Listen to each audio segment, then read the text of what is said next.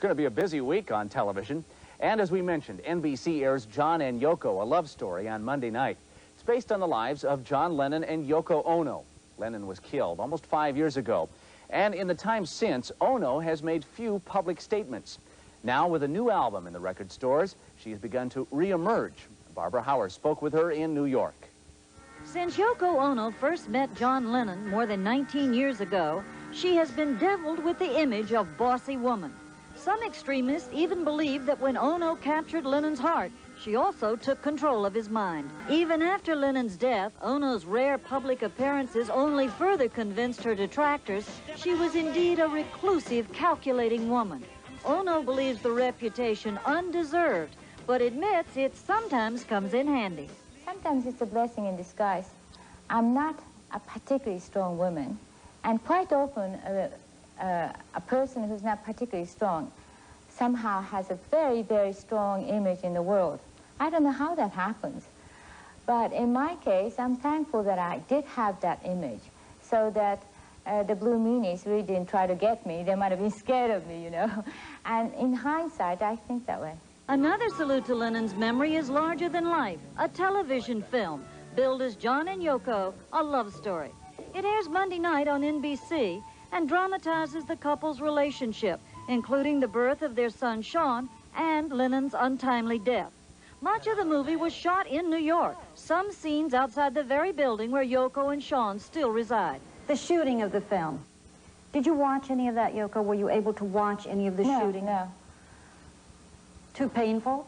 Or they didn't want you? Too. Now, this is interesting because I have a reputation of being a person who likes to control or this and that, and I think they were particularly sensitive about that. So they didn't tell me the schedules, when they're doing what, in which location, and I thought that was fine. I just left it to them.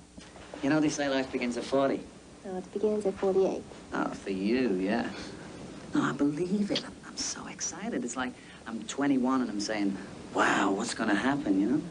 I was very amazed with the very sensitive acting that those two actors are doing.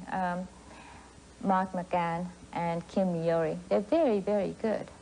How about the film itself? I remember the 60s, and I remember you and John with nude record covers and sitting and sleeping in beds for peace and everything. Well, funnily enough, we didn't think we were outrageous at the time. In hindsight, probably we were. I don't know. But it was the times as well. It's the 60s, and people were rather daring in those days. And caring. Yes, very caring. But there's some of the things that we did then that we did only because we didn't know well enough about it. For instance, drugs and all that. And I was questioning whether any of that should go into this film. That's one of the things I really thought about a lot.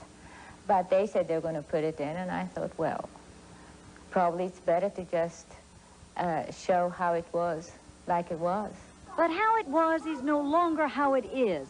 Ono has evolved beyond the free-spiritedness of the 60s and 70s. We have to learn to understand people who speak different languages from us. She's become, if not exactly establishment, then certainly more domesticated. Now, I know you do not have hands or housemaids' maid, but you really are sort of a home person. Funnily enough, I am getting very conservative for John's sake and being a mother. Recently, Ono ventured back into the spotlight to take part in the opening ceremony of Strawberry Fields, a memorial garden in New York Central Park, which she'd helped plan since her husband's murder. It took 4 years for it to open. And there were many times that I was discouraged, and now it's finally open, and it's so beautiful. It's bigger than all of us, and I'm just very grateful. If John were alive, what would he think of Strawberry Fields? Well, I don't want to speak for him. And this thing about, well, John would have, et cetera, you know, we have to stop that. But I think he would have been very pleased that it's a growing garden rather than a stone monument or whatever. 10 years ago, women were not having babies at a certain age the way they are now, and you were 42 years old.